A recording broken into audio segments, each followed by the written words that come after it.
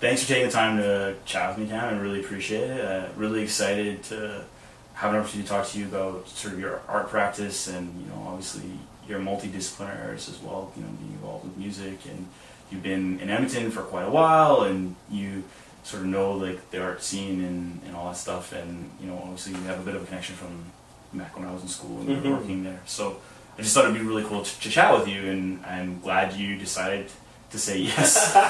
Well, I appreciate you asking me to come in. Yeah, absolutely. So, like I said, I have some questions like sort of prepared for us to chat about and get some of your insights, and hopefully maybe we'll both learn something. My first question for you is, would you agree or disagree that having it all is sort of a hamster wheel type myth that's born out of fear? I mean, as far as having it all, I think it's kind of a fluid concept, because, I mean, you start out life, like, I mean, I've always felt like I had kind of a plan going through life, but it changes. Right. And so having it all, I think that idea can kind of change as well. So if you've got to decide what it is that you're interested in, and as people we change, so we're always always getting into new situations and wanting different things, right? So what is having it all? Having it all is, perhaps it's a bit of a myth sort of thing, but I think if you're happy with what you have, then you've got it all, right? Okay, cool. Next question. What do you think it is to be completely fulfilled in life? Whatever it is in life that it excites you, that is fulfillment. Yeah. And I mean, to further that, for me, if I when I was a kid, I felt very fulfilled to get up and on a Saturday, say, knowing that, I've got to mow the lawn, I've got to do some other stuff around the house or whatever, but I'm going to be, I'm going to be seeing friends tonight or something, right? And there's that kind of sense of just well-being, right? Like this kind of, and not everybody gets that opportunity, unfortunately, but for me, that was, I feel very grateful to have had that kind of upbringing. So now the same thing, to me, I feel the most centered and the most sort of fulfilled if I'm painting all day or something like that, knowing that I'm going to have that opportunity perhaps to get together with friends or family or something like that, at some other point. Like there's this kind of like, I can stay and be very focused and very intense, and completely oblivious to things, right? As it happens very often in the studio, you kind of zone out, and to me it's amazing that you can have 5 hours fly by, but in the back of your mind you're still thinking, hey, I'm gonna be able to go and have some fun. Yeah, absolutely.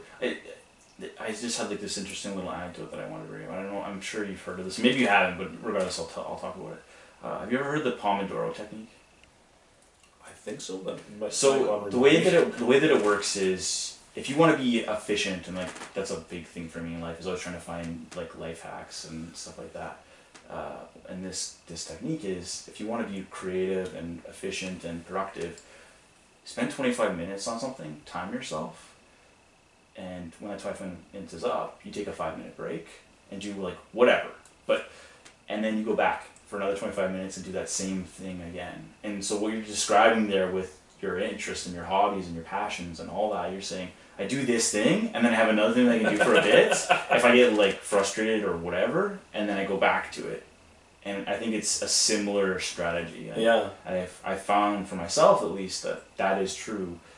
Well, and it's funny too, because I'm finding with the different roles in my life, so whether it's studio, home, or work, I feel like I need 3 of everything. Like I need 3 practice chanters for pipes, I need 3 guitars for those areas, so that, if you're sitting at lunch you can pull something out and just have kind of a breather, right? You do something a little different, and it charges you up, because otherwise it's just, you kind of, no matter what you're doing, if you're doing it for too long, you can kind of, it starts to weigh on you, especially if you're not having a good day.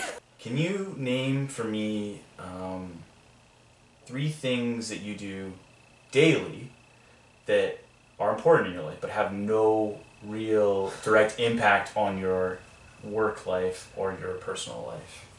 That's a tough one, because I'm a big believer that everything is connected. Yeah. And so, I mean, yeah, there's certain things, you know, I mean, like you could maybe say, oh, playing a game or something, like whether it's a board game or video game or whatever. Yeah. I don't ever feel like I get enough time to do those things. Yeah. And it's definitely not necessarily on a daily basis, but everything feels so connected to me, right? Like you know, even if you're on an elevator with somebody and you stop and talk to them. Yeah. You have no idea what that can, you know, where that can lead, or who you might meet in that kind of situation, or how that might translate into something or other, music or art. Yeah. Or just even just in general connections, right? Like you find out so-and-so knows somebody who knows somebody else, that, you know, that you're related to them. Who knows, right? Like there's always something connecting all of these things. You go to sleep. I mean, how many times I've actually tried to set myself, it doesn't always work, but you try and set yourself a problem while you're sleeping.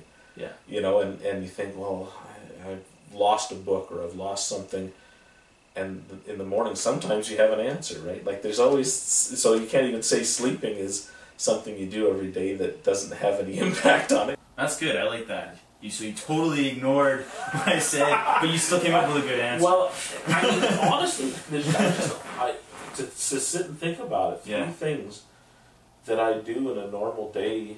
You know, you're walking into work and you're thinking about a painting, or you're thinking about something, you know, like that just always seems, you know, I mean, I like stimulus, right? Like I like to... I think that's kind of where I'm going with it, right? Like what can stimulate you that you may not even be cognizant of, and hopefully I got you to think about it, but I think I did, regardless. But yeah, it's tough. I mean, eating, probably, that's probably something that may or may not, but, you know, then I'll do a still. Not that I paint still life, but, you know, you do a still life with some food in it or something, and maybe your day-to-day eating habits informs that. I don't know. Did you enjoy something recently that you didn't think or weren't expecting to? Well, like recently, I mean, in the last, I've been performing live in front of audiences for quite some time. It started with weddings and funerals and that sort of thing as a piper, and then moving on with the Wajo drum group. I don't know if I mentioned that. No. Yeah, and I mean, we just played at Kerry West yesterday, right? Okay, cool. We were out in Churchill Square. Yeah. And there's this huge crowd of people, and it's gotten, I mean, through the years, like I've been playing for a lot of years, doing different functions and that sort of thing, and I've always enjoyed it, but after a while it almost started to become like a job, like too much like a job, where it was, you're worried the pipes are going to go out of tune on you, and you're worried that you know, you're going to make a mistake and that sort of thing, and I've just noticed in the last little while that it's starting to come around again, where I wasn't dreading going to play or anything like that, but it was kind of like, it felt more like getting up and going to a job. And I've noticed that in the last couple of times, or last bunch of times that I've played, it started to feel a lot more exciting again, and it's been I've been enjoying it more. And when I have made those mistakes, which happens from time to time, I've been trying to smile, because I figure nothing can be really that bad if you're smiling. Well, have you heard that idea that your brain actually, it releases, I don't know what chemicals it is, but it releases chemicals when you smile. So if you force yourself to smile, you're actually telling yourself that you're happy, and then eventually you become happy doing those things. I so maybe, working. Yeah. So it's interesting. Yeah, well, I don't know. It was just an idea I had.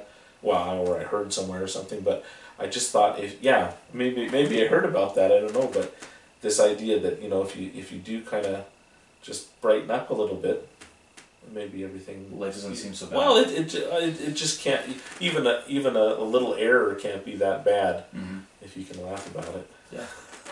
Awesome. Okay, so this again is probably going to be a direct jump off of that question, but have you done something recently or exposed yourself recently to something that you weren't familiar with, or, you know, haven't done much of? I should do more of that. I should be, you know, I spent a while saying yes to everything. Okay. I heard about that somewhere or something, and I thought, you know, I'm going to try that and say yes to everything. Yeah. And I mean, that's my inclination anyway. Yeah. But it can be exhausting after a little while. But it does open you up to these new experiences, and I feel like I'm not doing as much of that. But going back to the playing with Wajo,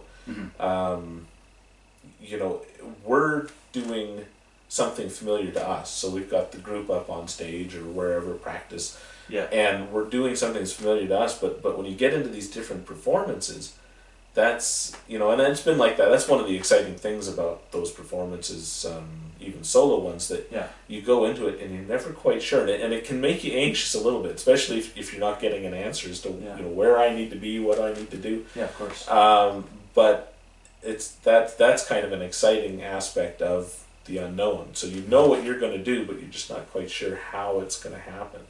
I mean, there was one time I was playing for a corporate function, and all of the draping and the piping that they have behind the stage, it just started collapsing, and I just marched these dignitaries in, and all of a sudden you're thinking, do I stop? Do I continue on? Yeah. Where do I take them? Is it going to continue collapsing like dominoes around the stage? And it all worked out just fine. Yeah, I don't think you'll grow, and I don't think you'll experience life in a way that will, like we talked earlier about being fulfilled, right? You'll end up waking up one day and saying, what happened? Where did I go? Well, and from an art side of things, if you, if you go, if you don't put yourself out there, right? And it's so easy as an artist to get kind of stuck where you're stylized or whatever. Well, I mean, in your work for sure, but just in your own habit, right? Like if you just stay in the studio and expect to be discovered or whatever, nobody's ever going to see the work unless you get it out there. And so I mean, I've been fortunate that I've had opportunities where somebody, maybe for a totally different reason, has been in the studio, and that's led to really excellent opportunities for me, art related. But you were still opening yourself up. Well, you were, right? Yeah. Bringing people in. But but I've noticed just in this last year, trying to push to get the show at Latitude was excellent. I was really pleased about that. Yeah. Such a always a great experience. But you have to be aware too. You have to be I wasn't going to join up with Facebook. And people kept saying, my sister-in-law said, you know what, you really should, from a business point of view, as far as your artwork, getting it out there. Interesting thought. You mentioned earlier about the saying yes to things. I had this line to it, because I love movies, right? So I always think, referentially, how can I tie this back to a movie that I've seen or enjoyed? Yeah. And the specific example I have, which is literally about saying yes to things, is the movie Yes Man. Oh yeah. With Jim Carrey. And have you seen it? I have. So that's what I thought of. And for it's like you laugh, but for a while I actually was using that in the back of my mind as a motivator to change my life. I mean, even talking to people behind the scenes at the theater or people acting and that sort of thing. Yeah. I think people are, especially if you're in the arts, you're so happy to talk to people that dig it, right? Like people that are going out to these things and even if it's the first time coming out, that it has a connection. That I think that's awesome, because I don't know, I mean, as an artist, I think it doesn't matter what you're doing, it's scary to put yourself out there. In what situations do you think it's okay to subvert the rules, and do you have any that come specifically to mind? It's always this kind of push and pull that's going back and forth. But I think artists have to keep doing that in order to progress things forward. And maybe not exactly subverting things, but I mean from a wider sort of view of things, I think one of the best subversions is satire. And I think we might have talked about that a little bit. But I think this idea of being able to enact change. And we're seeing it more and more right now. I think maybe because we're so, we've got such an information age happening.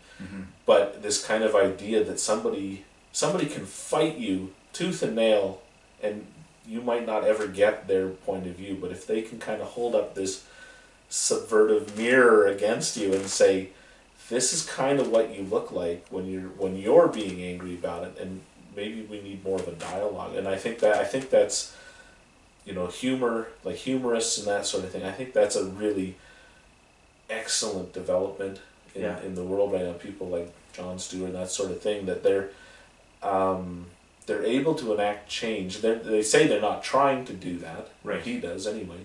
Yeah. But they're enacting change in a very funny way, but in a non-aggressive way. I mean, it's aggressive, but it's not as aggressive. Yeah, for sure. Like, there's lots of bands that come to mind for me.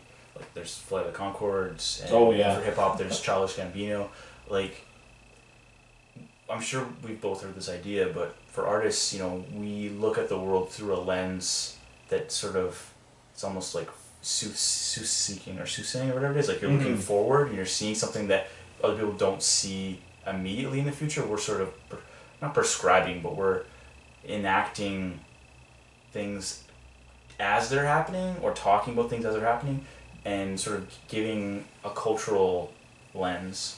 And there's truth in that. And then with this satire thing, it makes me think that idea of all jokes being half-truths, right? So every joke you make is going to identify something. And also that humor can open up those things people don't want to talk about, because you're laughing, right? If you're laughing at it, I mean, and sometimes it's uncomfortable laughter, but you're laughing at something that people traditionally can't bring up. Yes. This elephant in the room, you dress it up like a clown and everybody's laughing. Yeah. And then all of a sudden you can kind of blow it open and start talking about these things. There's, like you said, an information age, there's such saturation of information and such saturation of ideas, and everything's sort of just like, have you heard that Thomas L. Friedman book called The World is Flat? It's talking about globalization, right? So, or there's like other books like Flatland, but like the point is there's this, all of a sudden there's this playing field, and it's just like, everything's like that, and it's all on the surface. And as a consequence, like, we've never been able in the history of humanity to been able to look at life through that model. So it's like, how do you address that in a way? So that's why we see all this satire crop up, right? You see it in like I said, like all these different types of TV shows. You see like cop shows like Brooklyn Nine-Nine, or you see spy shows like Archer, or you see shows about office life like The Office, or IT Crowd, or what have you. It doesn't matter. Well, and not some of it's information, some of it's not. Right. And we're as a culture, we're having to learn how to read between the lines on all of this stuff. Yeah. So whether it's an email that you know is spam that's come through to you, you know, you have to say, is that actually from Apple or whomever they want my password, right? We have to be more savvy to understand that stuff.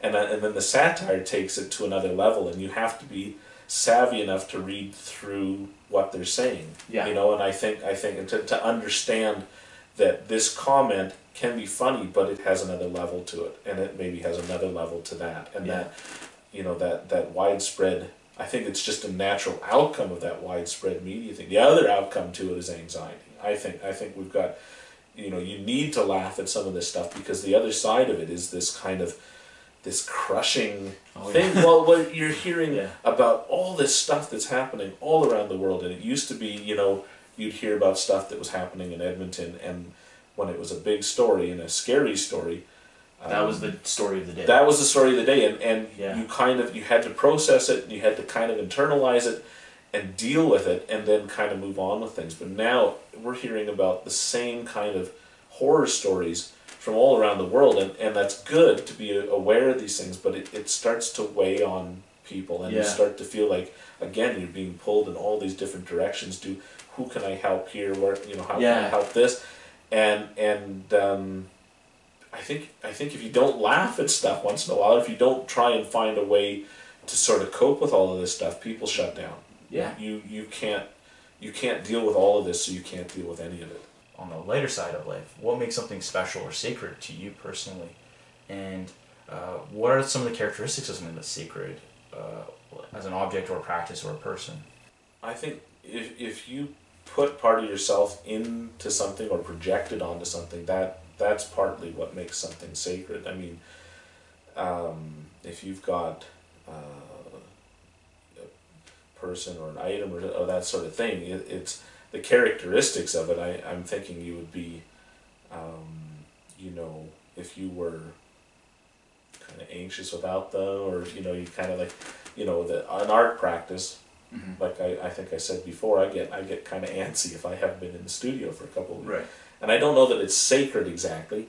It's such a loaded word, in my opinion. I find that when we think of the sacred, we often take it to sort of a spiritual place.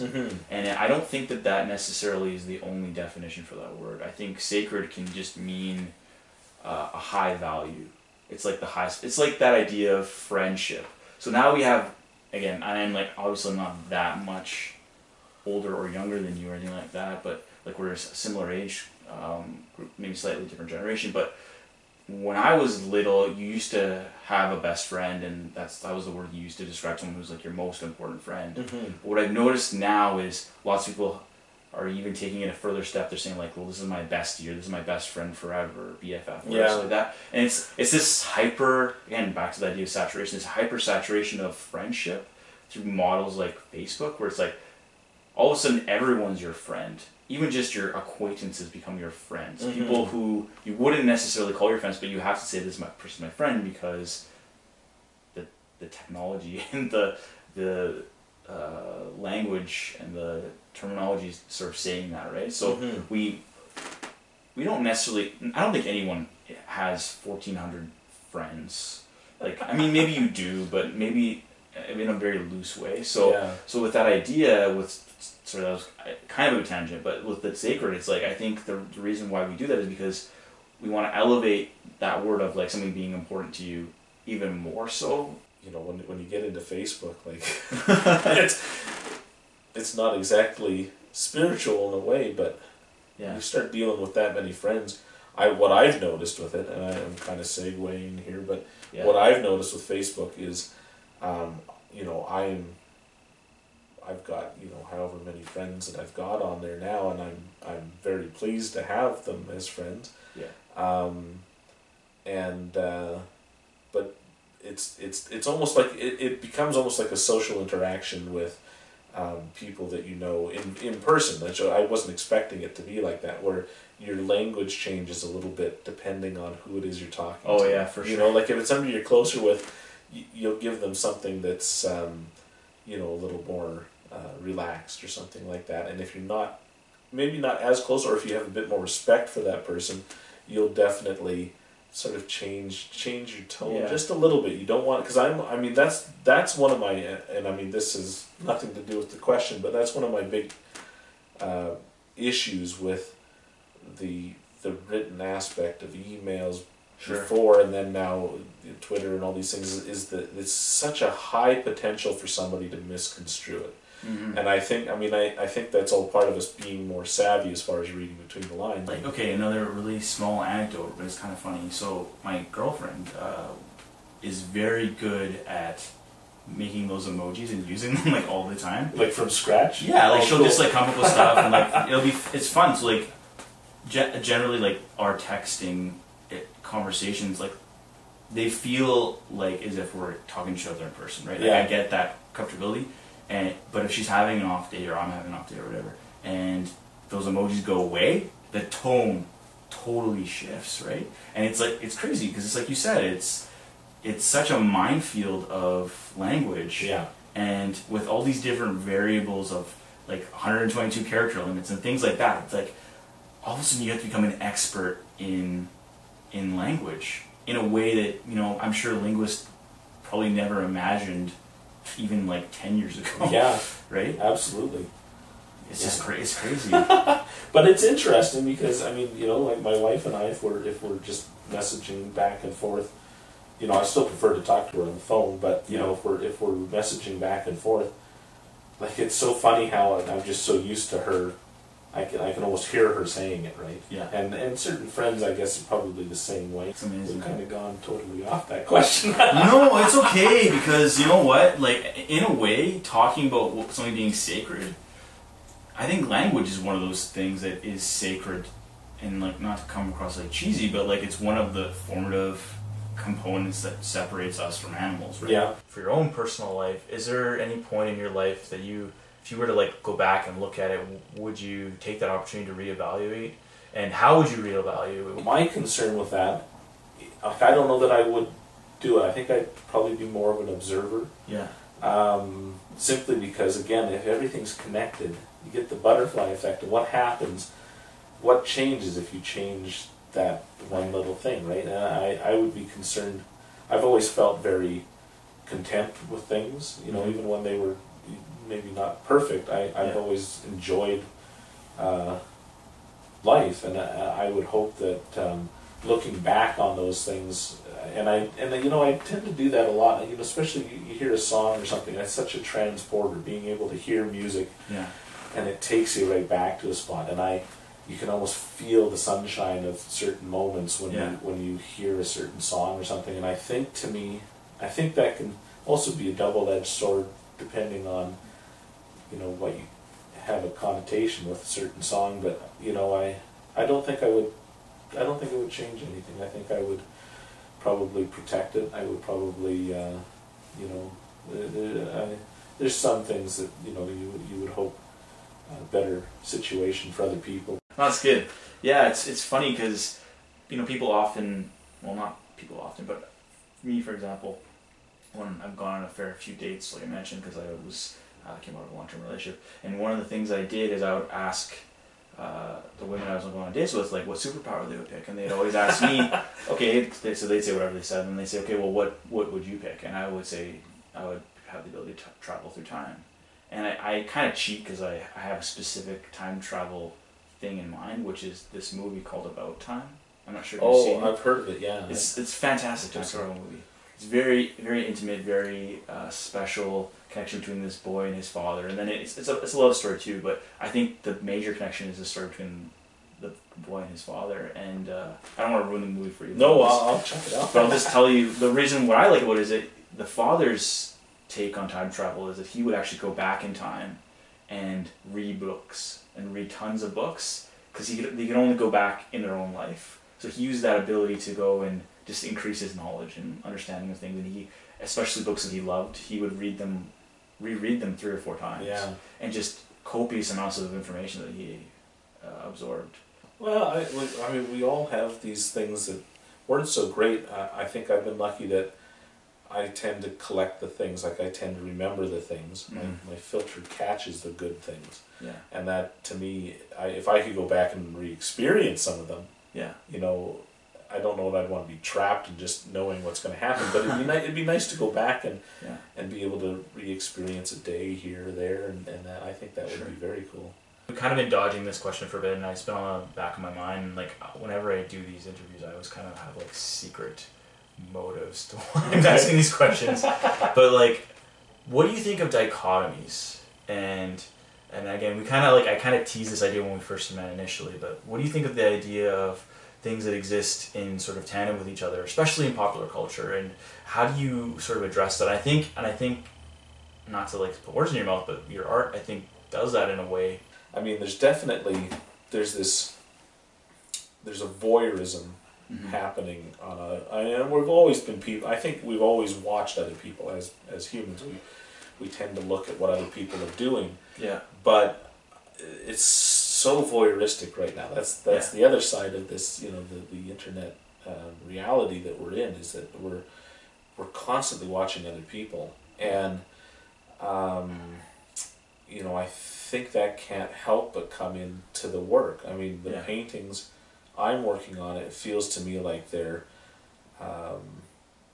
one of the reasons I started working with found images was because people would be quite self-conscious when I would pull out a camera, and I probably, you know, should have had the camera out more often, and that might have made a difference, or somehow circumvented the idea that, hey, this is going to be a painting at some point.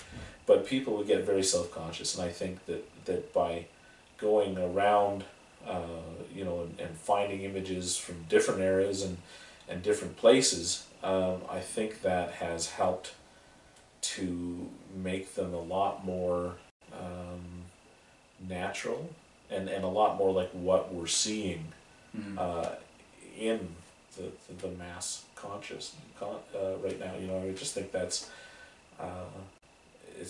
and the layers. I mean, there's definitely art historical layers now coming into it, and that maybe goes back to the hyperlinks and that kind of idea, right? But there, you know, I think I'm being drawn to the images because I'm seeing an art historical aspect to them.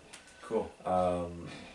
And going back to, I mean, just taking it into pop culture for a second, I've been fascinated with this idea of, you know, as far as the dichotomy goes, the idea of scripted reality TV. Okay, and I think that's informing this a little bit now, because it started out as something that was perhaps voyeuristic, and now I'm starting to script it a little bit too. But I mean, you see it in all kinds of media now. The regular news outlets are you know, they're scripting stuff. We've got Twitter, people reporting on Twitter about very serious events. The example I think of when you talk about scripted events is wrestling. Oh yeah. I think that was probably like the earliest example of that. Yeah. I mean, if anybody doesn't think that like WWF or WWE or whatever they call it now these days, but like is fake. I mean, I don't know. Maybe they're children. Well, as a kid, and I mean that was way before this whole idea of like Survivor and all these other TV shows. But as a kid, I remember watching this stuff, and you had a sense that there's something. I mean, obviously there's something. Off. Well, it's just a little too good to be true, right? Yeah. And it sure didn't look like wrestling they were teaching in school and stuff like that. Yeah. But there's always that sort of doubt. Maybe it is. Maybe there is this rivalry in that, and you don't realize until after that they're just, you know, athletic actors most of the time working on this kind of stuff, and there's something very compelling about that, and I think that's why we keep watching. That's why we keep looking at these, even these reality shows, so-called, that are so scripted, is because wrestling and some of these things have maybe primed us to recognize good entertainment when we see it, but when it comes to the news, then it starts to get a little bit too close to home. Sketchy, yeah. So my last question is probably like the most intense question, or it could be the most fun. I don't know how we want to go with it, but you know, obviously, postmodernism has had a major impact on cultural and the arts in general for, you know, better part of the past, I would say, 50 years. Oh yeah, yeah. And we kind of chatted about this, and I think that there's definitely a move away from that sort of ideology, because like, where do you go from that, right? And everyone doesn't want to be living something that already has happened. They want to be living in the now. So what do you think some of the challenges or dangers are of postmodernism? It's too ironic. It's, you know, like we're losing control of that sort of ability to harness these different aspects that made it a powerful tool, really. I mean, that whole pushing against, but it's cyclical again. Like we've been talking about that, and it comes back and other things, and you take these lessons and you drag some of them with you into the future. But I have no idea. I mean, I don't know that you know, a post-ironic age is necessarily the best thing for us, especially when we've been talking about satire and all this kind of stuff.